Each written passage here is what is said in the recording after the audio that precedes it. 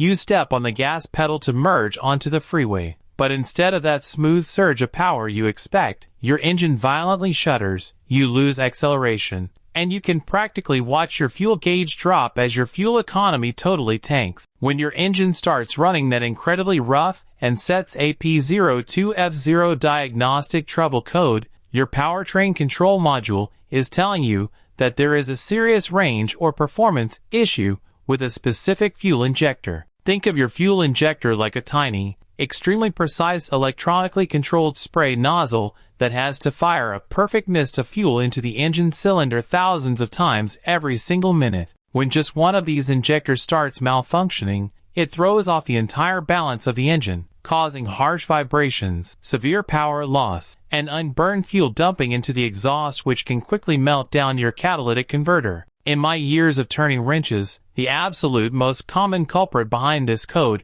is not actually a dead injector, but a simple, frustrating electrical connection issue. Your very first step should be to pop the hood, locate the misbehaving injector, and carefully pull off the plastic electrical connector. Inspect those tiny metal pins for any green crusty corrosion or looseness. Clean them up, pack a little dielectric grease in there, and snap it back together tightly. If the wiring looks good, you can do a classic old-school mechanic trick by taking a long screwdriver, pressing the metal tip against the body of the injector while the engine is running, and pressing the plastic handle right up against your ear. You should hear a very distinct, rapid, and sharp clicking sound as the internal solenoid fires. If it sounds completely dead or muffled compared to the other injectors, you either have a wiring harness fault leading back to the fuel pump relay, or the injector itself is internally fried. However, if it is clicking away happily, but you still have a misfire, the tiny internal spray screen is likely severely clogged with years of microscopic dirt and carbon buildup. Before going through the massive hassle of tearing the fuel rail apart to replace it,